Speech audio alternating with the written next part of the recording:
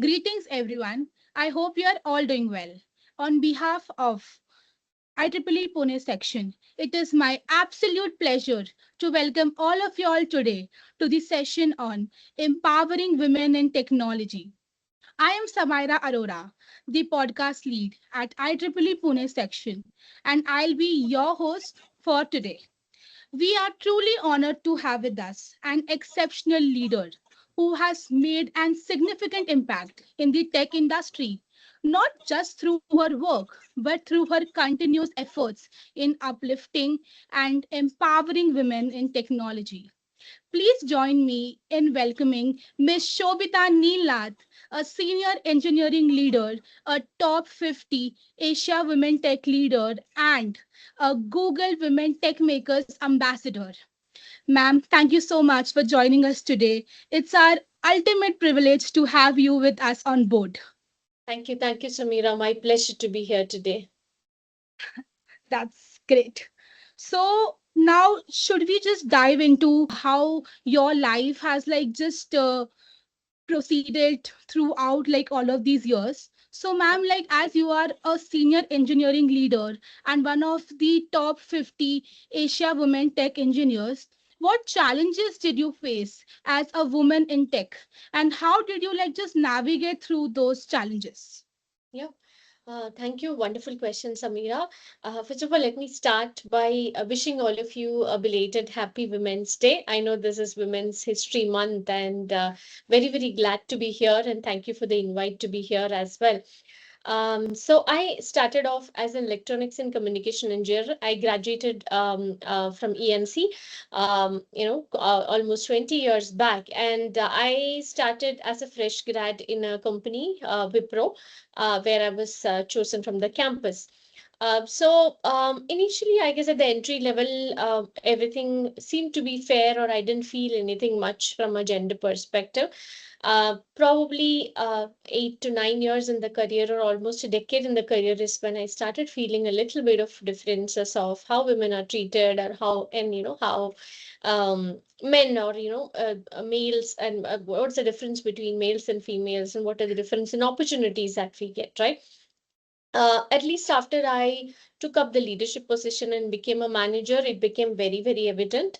What I saw is that some of these opportunities don't come to women at all, or women do not get to know at all. There are many things which men come to know due to their informal relationships, or the rapport that they have with their leaders, with the bosses, or the senior leaders. And I have had experiences wherein my boss used to never discuss some of the things in his staff meeting, or some of these opportunities never used to come to the discussion at all, and it always used to go to a couple of his male reports, who had a very good rapport with him. So those kind of subtle dynamics is what kind of makes a lot of difference with women, is what I feel. So how I fought it, if I can say that, I cannot say that I fought it. The first thing is to be aware of it, right? So that we also understand that there are things happening like this, and how to make an effort to understand those things. They say there are these grapevine or the water cooler conversations in office, right? How do you have good contacts so that you also get to know about these opportunities before it comes up for a discussion in a meeting? That is very, very important. And sometimes, of course, speaking up and standing up for yourself also helps. There was one instance where I was not included in a discussion, and my male colleague went ahead and presented something to my boss, uh, where I was also supposed to be ideally involved, but I was not at all involved. So, what I did in that case was that I spoke up in the meeting itself. I spoke up. I raised the concern why I was not invited to that discussion, and why I was not informed at all about the discussion. So, speaking up really helps sometimes, and not sometimes, I would say always. Speaking up is the way to go, but the tone in which you speak, and when you speak, the timely fashion when you speak, that's very important. So if you don't speak up there and there, uh, the essence gets lost. There's no it's not of benefit if you go and speak later, right, about it, or crib and complain about it later. Speaking up then and there is very important. Being firm and assertive is important. Speaking to the point is important, rather than putting up your concern is important, rather than blaming somebody, right? What is your concern? What was it about? What did you lose? That you should focus on that message and speak up. That definitely helps. And of course, having a rapport and a good network in office, apart from your work relationships, also helps you understand some of these opportunities that can come your way. So these are some things which has really helped me throughout my career, and I guess will help some of you also once you enter your career. Definitely. And like in 2026, no one will like just take up a stand for like ourselves. We have to like ourselves speak up and like take up a stand for ourselves. That's a very great learning. So like just moving ahead, as our theme for today is like just motivating women in technology. What advice would you like just give to the female engineers who are just starting their journey? Uh, I guess in today's world, AI has penetrated everywhere, right? You look at each and every field, be that education, healthcare. It's not just about IT or software, right? Or engineering. It has reached a lot of areas. And even in our day-to-day life, we use AI a lot, right? I guess like how we used to Google earlier, we asked ChatGPT or Gemini now, right? That's how everyone uses AI. So one thing that I will definitely say is that keep your that exploration quotient or your experimentation quotient very high. Be open to exploring new things because the technology is changing so rapidly. We should be in a continuous learning and upskilling mode. So that is one thing that can always help us. It is any learning, any knowledge that you gain is never going to go waste. It will definitely help you in some way or the other. You never know where it's going to help. So being in that continuous learning mode is very, very important. Being aware of the technical trends or the industry trends, what is happening, is very important. And from the trends, whatever interests you, whatever feels that you will help you in your area of work. Maybe it's in the project that you do, maybe it's in your internship, right? The tools or any tools that you develop. So identifying that area or that particular skill and digging deep on it, going in depth on it, will definitely help. So the key is trying to understand where exactly AI or the new technologies can help you, and leverage the new technology to make things faster and easier for you. So how will it help you? It'll help you carve out time for more creative and more interesting or more innovative things, right? So that is how you can channelize your energy and time. So that continuous learning mode is definitely something which I will tell all of you to have. Not just that, in today's world it's also difficult sometimes to find a job, or sometimes there are job losses happening. It's very tough. It's a very tough situation. No, the market is very, very tough. So I would also ask all of you to have a never give up attitude. Resilience is very, very important. And also, when you use AI, don't use it too much in your personal space, or to an extent that it affects you mentally or psychologically, right? So that's also very important. When to use technology and when not to use technology. That's also an awareness that all of you should have. That will definitely take you places. Agreed, definitely. So, as you have like spoken on like many global platforms, so how has this experience shaped your perspective on the gender equality in tech? Okay. Yeah, for me, I started speaking at global platforms mainly due to Google Women Tech Makers ambassadorship. So it was in 2023 that I became a Google Women Tech Makers ambassador. So I used to be a part of a member of Women Tech Makers before that as well. And I also used to do a lot of volunteering for some of the local communities, local women in tech communities that we have here, which is why I felt that I should also apply for the ambassadorship. And then I applied after a scrutiny, is what they select you, and I got selected as well. So that gave me a global platform. So the women tech makers ambassadors, it's like a huge community. It's spread across the world, not just limited to India or any specific region. So we used to have the global calls, and we also used to have the regional calls for Asia or India. So India itself, you can find a lot of people across, like, starting from, I've met people from Indore, Jaipur, Mumbai, Pune, Bangalore, and many places, Chennai, and whatnot. Plus, I've also met people from, like, Europe, Africa, etc. So one of my initial keynote opportunities, speaking opportunities, came from one of the fellow women tech makers ambassador, and that's how I started off. And that was a virtual keynote. It was a recorded one. I was a little hesitant, etc. But what I felt is that one thing that is common for everyone is that in all the regions, people are definitely taking a lot of steps to enable and uplift women, to support women. There are a lot of communities and help and support available for women, and even from, where girls, students. So for you all itself, right? Like, I guess IEEE is itself is a great community or a platform to have. So the efforts are definitely on, but also another pattern I noticed across the globe is that though the efforts are on and there is progress made, there is still a lot of work that needs to be done. The gender bias or the equality, the inequality that exists everywhere. In some places it's a little subtle, in some places it's very evident and open. That's a major difference. But however, it is always there.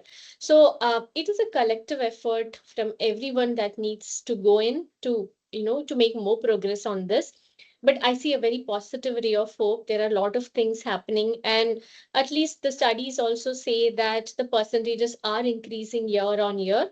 So I definitely hope to see maybe in the next 5 years that things it will be a much better and a much more equal world for women in terms of opportunities, and further growth.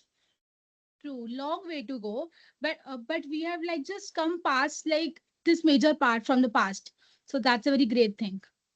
So now coming back, so like as you were like this Google's women tech makers ambassador, how do you like just support women, especially in this early stages of their career? So Mhm. how do you like just uplift women from your side? Yeah.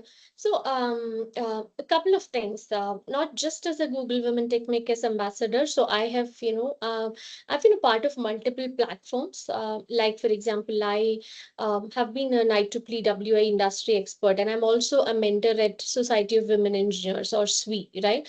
So, there are a lot of organizations now which help specifically girl students, right? A couple of them I can say. One is HopeWorks Foundation. They have like a specific mentorship program for girl students where I've mentored a couple of girls. Mentor Together is another organization where they help the graduate students, engineering and non-engineering graduates, specifically girls. And Catalyst is also another platform. So I have been a part of these platforms, and I have tried, my hand at mentoring girls. Just today, I met one of my mentees. She's doing an internship in Amazon here in Bangalore. So so far it was all virtual mentoring that we did, and today I was able to meet her. So I feel there is a lot of difference that as a professional I can make. By mentoring and interacting with the students like you. Of course, you are all full of energy and very, very talented and much more exposed than how I was probably when I was a fresh grad. But yes, definitely that campus to corporate navigation, right? That doesn't come that easy. It's a little challenging because campus is all vibrant, very energetic, very warm and fun, right? But when it comes to corporate, it's all about business, and you need to kind of change your outlook, change your attitude, and change a lot of things in how you do things. So that is where I guess an industry mentor can always help students. And I definitely, would love to support if you have any such opportunities as well. I will be very happy to mentor if you have some mentorship programs to enroll myself as a mentor and help a few of you. So that is one way I have tried helping students. And from Google's perspective, also, I guess these GDGs they say, right? The Google Developer Groups is there, which has a lot of student members, is what I've seen. You have an option to become a Google developer expert. All the open source software they have, right? You can become experts in that, gain more exposure, and contribute to the open source code and become experts, and get the credits and become an expert. So there are a lot of ways in which students can enable themselves and get the bigger picture going even before you get into jobs. So today the world is full of opportunities. It's just a matter of being aware of those opportunities and making use of them. Agreed, definitely. So for students, like just aspiring to like these big tech leadership roles, how can like they just simultaneously build like their technical skills along with having like great leadership capabilities? Yeah. So as I told, technical skills, definitely there are multiple platforms we just discussed, right? You can contribute to open source code, and internships are the best way to understand how corporate works and what does an actual application or an actual product or solution look like, and how you can contribute to it. The best way to start is definitely internships. And also, like these days, I guess the projects and the open source environments are also very much welcoming for the students. That's one way you can improve your technical skills. Now, the second aspect of it is definitely having the mentors, right? So having someone who has gone through it, who has experienced it, and who is an expert at it. They can give you the right pointers on what you should do, on how you should do things, which approach you should take, where should you go to, or what kind of skills will help you, right? Because uh, in today's world there is a lot of choices available. You are literally spoiled for choice. You may not be able to decide on which way you want to go to, right? So the first thing I would say is understanding your strengths is very important, and what you enjoy to do. These two things. I don't know if any of you have read or heard about a book called Ikigai. It's a Japanese Yes. concept. So it says, right, your one part is your passion or what your interest is. The other part is also about your strength, right? What is needed for the world. So if you are able to combine your strengths or the passion and plus what is needed for the world, that is when the best products or the best solutions will be born. So that is the best way, and a mentor can be your guide for that. And a mentor can also help, like if it's an industry mentor, they can also help you with some maybe some referrals in the in their organizations, or if they know you really well and the project that you have worked on, they can act as a sponsor for you as well. They can vouch for you. They can tell that, hey, I've worked with this person, and then I can probably he would be a good asset for this particular team, right? So that is, there are numerous ways a mentor can actually help you. So apart from, the technical skills, when you get into the leadership and the corporate, what are the soft skills that you need? How do you manage the day-to-day things? These are the things that a mentor can really help you with. True, definitely. So, like you have been like just associated with Salesforce women of like impact. So, like Yes. how do you so like how do like such communities contribute to like just technology? Yeah, so Salesforce definitely has a tie-up with Mentor Together where we can enroll as mentors and help the girl students. And we also have like a tie-up with Technovation. So right now the Women Tech Makers ambassadorship is completely taken over from Google by Technovation. So Technovation is also another not-for-profit which works a lot on the grassroots level from the high school to the grad students, where the industry people go and mentor them. We conduct hackathons for them. We conduct different projects for them, and we handhold them and help them to do different things. So that is one way. I see that. It can help students. But having said that, even in the professional world, having these women communities is of great help, because you have access to many people, you have access to different peers who work in different areas. You can get to know about what is happening in their projects and what is happening in those areas from your peers. You can also have access to mentors who are working in different technology or different domain spaces, right? So that's also a way for you to learn. And sometimes, the best thing I have seen is when I mentor the younger students, the girls, the kind of energy that you bring in, and your perspectives on different things, your world perspectives, that's also a great learning for me. So I call it reverse mentoring, right? So I consider every interaction as a learning. So even while mentoring the people, I feel I also learn a lot. I also, think about different perspectives, and that kind of gives me a lot more of energy and drives me further to give more. So there are definitely so many ways in which the professionals can help the students, and sometimes I feel some of the ideas from the students can even help the professionals as well. Definitely. So, like, how crucial is like mentorship in like somebody's life, and like how can it like just change somebody's future, paving to the mentorship? Yeah. So in the first initial half of my career, I didn't have a mentor, or probably I didn't realize the relevance or the significance of a mentor.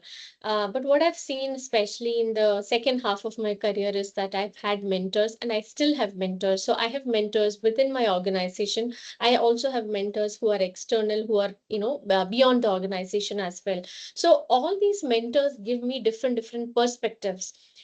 They give me different ideas, different suggestions. Sometimes, what one mentor tells you may not exactly resonate with you, or it may not, it will resonate, but then probably that's something which maybe it's tough for you to implement for due to some reasons, for due to some situation you are in.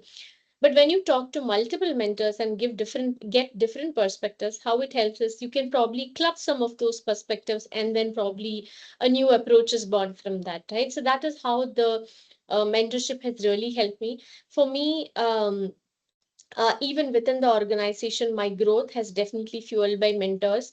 Mentors have been a very, they have played a very important role in my growth. And one thing one of my mentors always used to tell me is that, don't limit yourself, right? And you should never limit yourself or think that, hey, this is only what I can do. No, it's not like that. It's always there is so much more to do. I am capable of doing more, and let me take on more, and let me give it a try. That's so that I'll also understand how much more I can do, right? So that is the power of mentorship, I would say. And the second thing is also, you get so inspired from your mentors' journeys as well. If it's a more senior person, how they have navigated your career, when they tell you their stories, that gives you a lot of inspiration, and that also gives you more resilience. When you get into failures, you feel like, okay, there are many more people who have been through all this. I'm not the first one, I'm not the only one. So let me also give a try, right? So what happens is when you come out in social media or talk in public, people usually talk mostly about success stories. They don't talk much about failures, right?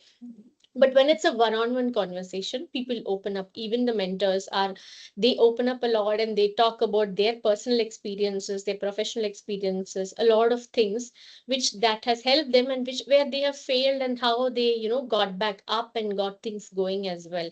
So those stories, and this was a great inspiration, and that will definitely fuel the growth of the mentees. So that's what I've seen. For me, it has been definitely helpful. And I also would vouch all of you to have mentors from the beginning of your career itself, so that it will be helpful for you. Sometimes let's say, for example, the mental overwhelm that you have in a project, once you start working, it may not be easy. There might be the timeline pressures and a lot of other things. You may have ramp up issues. It's a new technology altogether, and you're not understanding the bigger picture. All this is where a mentor can definitely help you. So the mentors,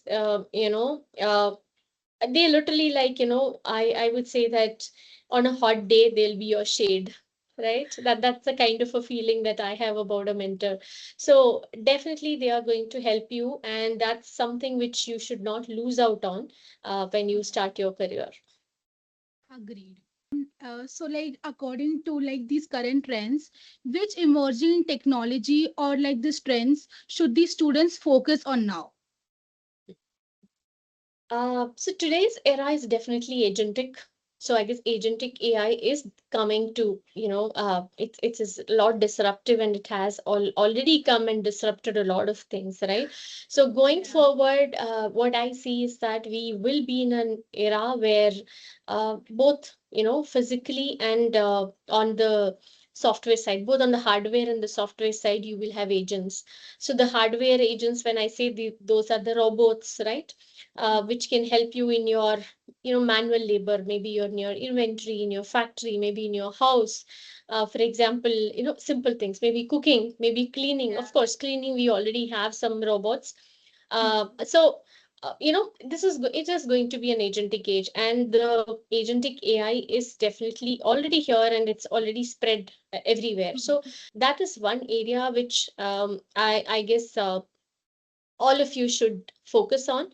AI, Mhm. specifically, generative and agentic AI, they are here to help us in many, many different ways, right? So those are areas which you should be aware of, and you should leverage AI like your assistant or like your helper, and let the agent do all the monotonous work, and let the agent help you deliver things faster so that you can focus on more creative and innovative solutions. So that is definitely something which you should focus on.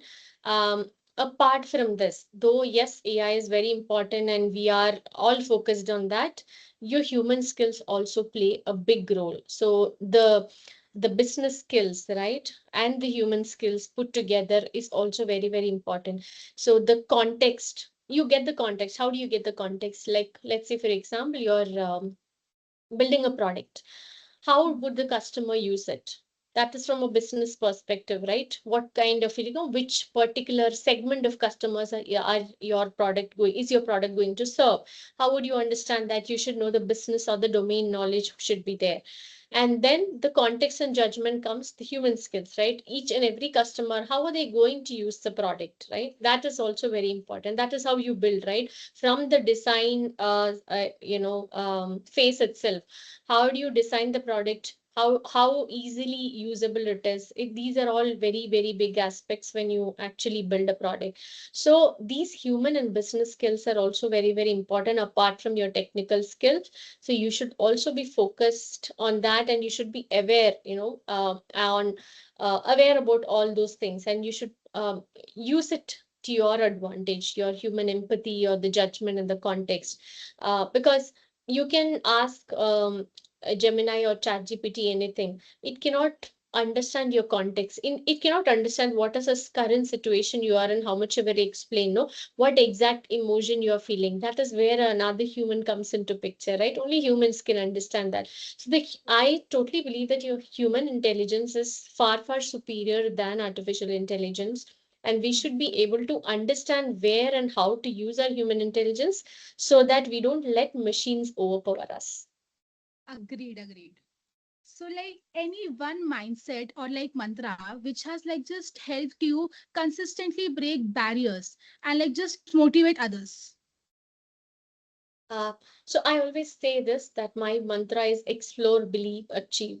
So explore, when I say across my career, I've worked across different companies. I started with Wipro, then I moved to a product company, McAfee, then to EMC, Dell, and now Salesforce. So I've always switched domains. I've always switched technologies as well. So I've never been shy to take up new things or learn new things, ramp up and deliver there.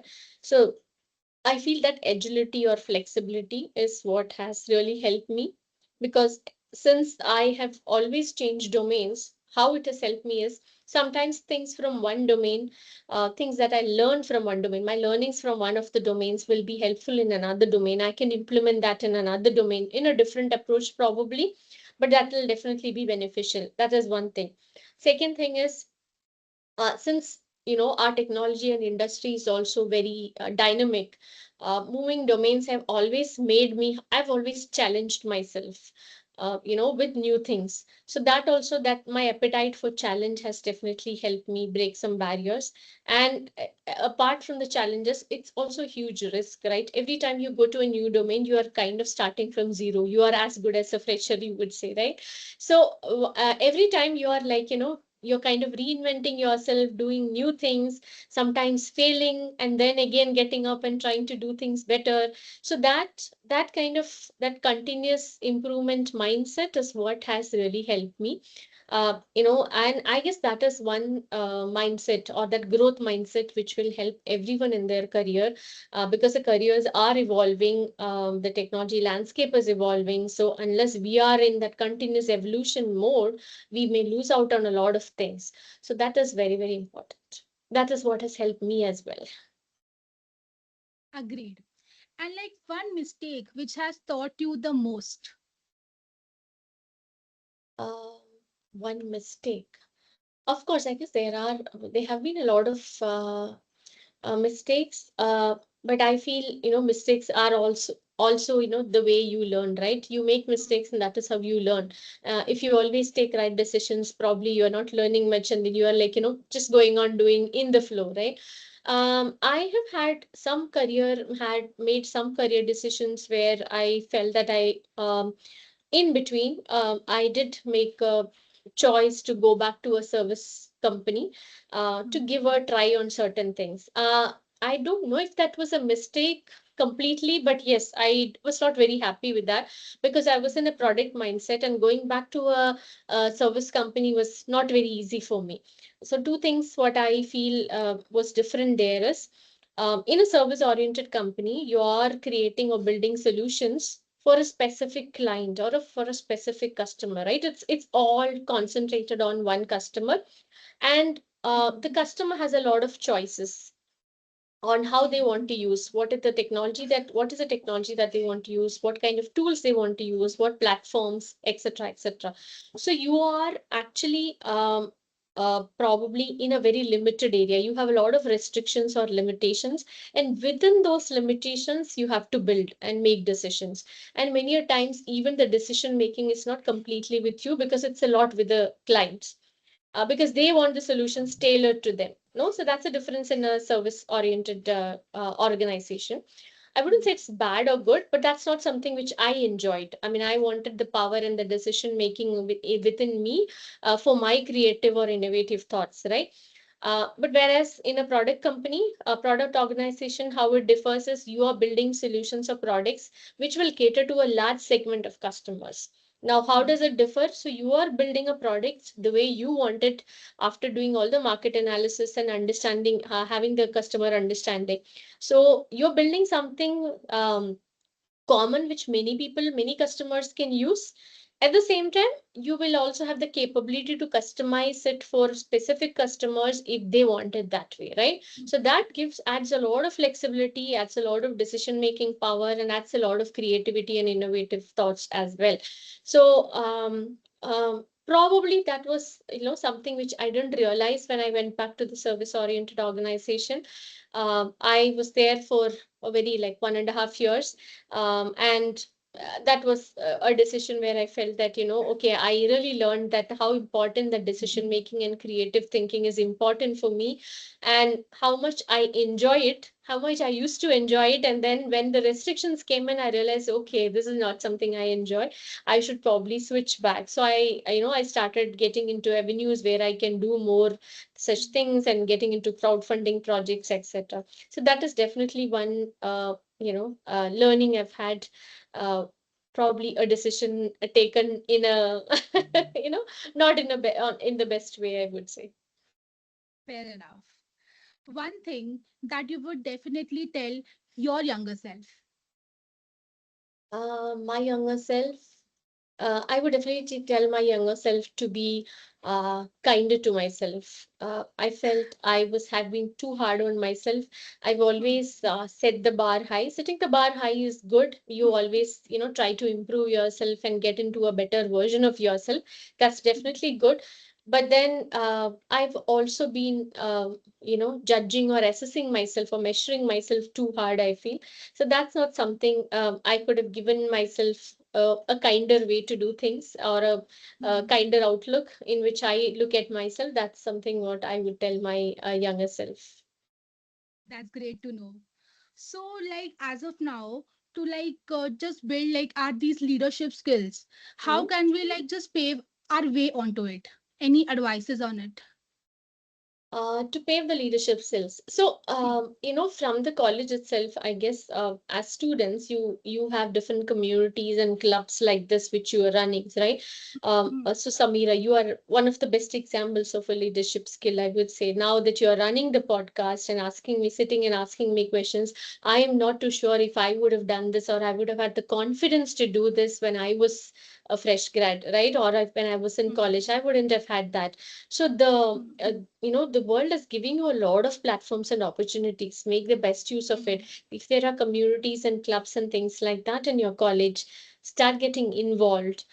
Maybe start as a volunteer initially, and then maybe get into a more prominent position, which is kind of a leadership position. That will Hmm. definitely help you build your leadership skills. And second thing, leadership is all about interacting or handling people in a better way. So it is all about people interaction, I'll say, other than your tech skills, of course, which is the Hmm. basics, or which is your competence or your confidence, Hmm. right?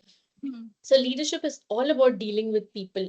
If you are understand other people whom you work with, if you understand them well, and if you also give them that importance, and if you give them, basic thing is that you let their opinions also be heard, and give them that mutual respect and trust, right? Trust and respect are two basic things any leader should have. Those are the two basic leadership skills that can definitely take you places. So if you develop those two things, that mutual respect and trust with others, so I always operate from a default mode of trust. I always tell my team also the same thing, that I trust you all. Unless you prove it otherwise, I go in a trust, that in that trust mode. So if somebody proves it otherwise, yeah, it's a different thing. Then we'll have to work on building it or rebuilding it again.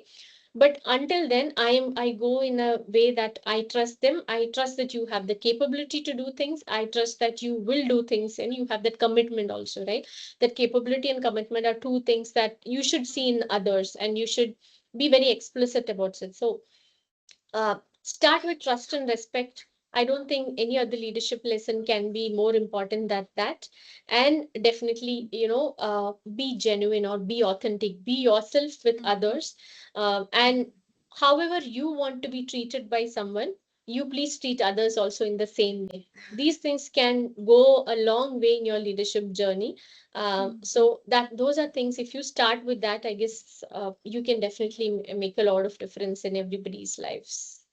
Definitely right. So, 5 years down the lane, will AI just take over the jobs currently which are there in the market? I don't think we'll need to wait 5 years, if you ask me. Maybe in the next couple of years, as well, AI is definitely coming to take a lot of monotonous jobs. So where we can, but at the same time, I also feel that AI will create a lot more jobs, right? Hmm. That is Hmm. where our advantage will be. So when the monotonous or the AI automatable jobs that AI can manage, like or an AI agent can manage, all those things will be done by an AI agent. And what we as humans will do is we will do more superior jobs, right? Like when the computers came, it happened, right? So if you use AI to your advantage, then you make AI your friend or an assistant, then you can definitely do much more superior jobs than what AI currently does, right? So maybe your current job can be taken by AI, but then you will upgrade yourself to a more superior job, right? That's how I look at it.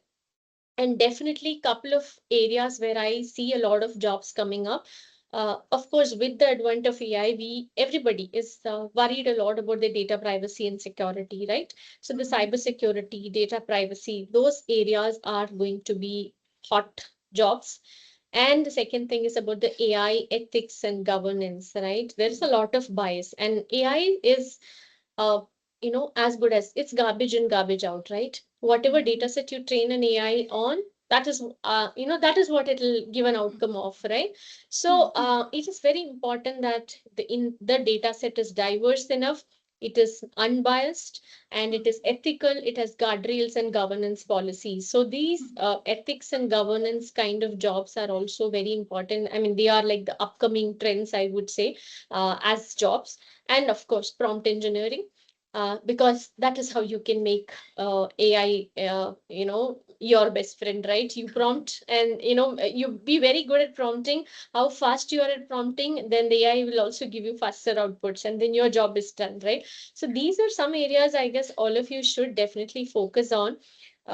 Master the basic AI skills, and then go further into like prompt engineering or cybersecurity or data privacy or the governance and ethics areas. Then go into that based on your interest levels. That is definitely going to ensure that you do have jobs, and then you do have important things to do or more superior things to do than what AI or an AI agent does. Definitely right. So that's all for today, ma'am. As we like just come end of like today's session, I would like to just thank you for like just sharing your journey, insights, and like your valuable advices with like all of us. And your words have like definitely inspired all of us, including like every girl out there. And it was like an absolute pleasure hosting you today. Have a wonderful day ahead. Thank you. Thank you so much, Samira and the IEEE Pune section for inviting me for the podcast. Really nice interacting with you all. And in case anytime if you want some suggestions or advice, or if you want someone to just talk to understand what the industry is going through, please feel free to reach out to me. I guess you all have my LinkedIn handle. I would be anytime happy to talk to you and help you in whatever small way I can. Definitely, ma'am. That is like so sweet of you, honestly. Yeah. Thank you and good luck to all of you. Thank you. Have a great day ahead. Thank you. Have a great day. Bye bye. Bye bye.